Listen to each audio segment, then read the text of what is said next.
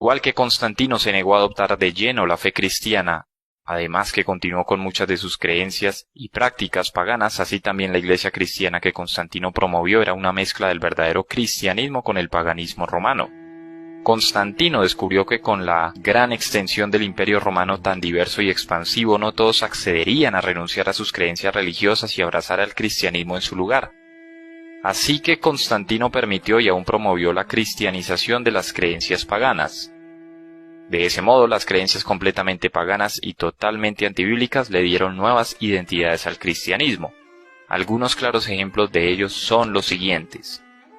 Primero, el culto a Isis, una religión de la madre diosa egipcia, fue absorbida dentro del cristianismo, reemplazando a Isis con María.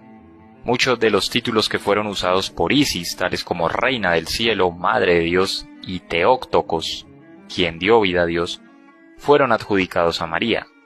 Se le concedió a María un exaltado papel en la fe cristiana mucho más allá de lo que la Biblia describe de ella, para atraer a los adoradores de Isis a la fe, que de otro modo no la hubieran adoptado. Las primeras claras señales de la mariología católica ocurrieron en los escritos de Origen, quien vivió en Alejandría, Egipto, el cual resultaba ser el punto focal de la adoración a Isis. Segundo, el mitraísmo era una religión en el Imperio Romano del I hasta el V siglo después de Cristo. Era muy popular entre los romanos, especialmente entre los soldados romanos, y posiblemente fue la religión de muchos emperadores romanos. Mientras que nunca se le concedió un estatus oficial al mitraísmo en el Imperio Romano, fue de hecho la religión oficial hasta que Constantino y los siguientes emperadores romanos reemplazaron el mitraísmo con el cristianismo. Una de las características claves del mitraísmo era una comida de sacrificio, la cual consistía en comer la carne y beber la sangre de un toro. Mitras, el dios del mitraísmo, estaba presente en la carne y la sangre del toro. Y cuando eran consumidas se otorgaba la salvación a aquellos que tomaban parte en la comida del sacrificio. Teofagía, la práctica de comer el cuerpo de un dios. El mitraísmo también tenía 7 sacramentos, haciendo que las similitudes entre el mitraísmo y el catolicismo romano sean demasiadas para ser ignoradas. Constantino y sus sucesores fundaron un fácil sustituto de la comida sacrificial del mitraísmo en el concepto de la Cena del Señor o la comunión católica. Tristemente, algunos de los primeros cristianos comenzaron a añadir el misticismo a la Cena del Señor, rechazando el concepto bíblico de un simple acto de adoración y recordatorio de la muerte y derramamiento de sangre de Cristo.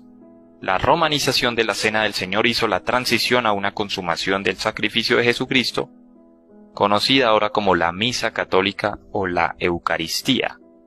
Tercero, la mayoría de los emperadores romanos y ciudadanos eran enotistas. Un enotista es alguien que cree en la existencia de muchos dioses, pero que tiene un enfoque primario en un dios en particular, o considera a un dios en particular como supremo sobre los otros dioses. Por ejemplo, el dios romano Júpiter era supremo sobre el panteón romano, panteón que es la totalidad de los dioses. Los marinos romanos con frecuencia eran adoradores de Neptuno, el dios de los océanos. Cuando la Iglesia Católica absorbió el paganismo romano, simplemente reemplazó el panteón de dioses con los santos.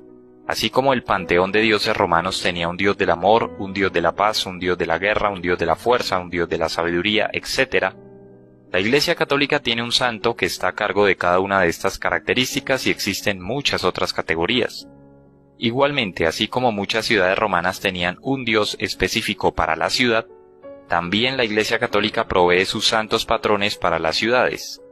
Cuarto, la supremacía del obispo romano, el papado, fue creado con la ayuda de los emperadores romanos.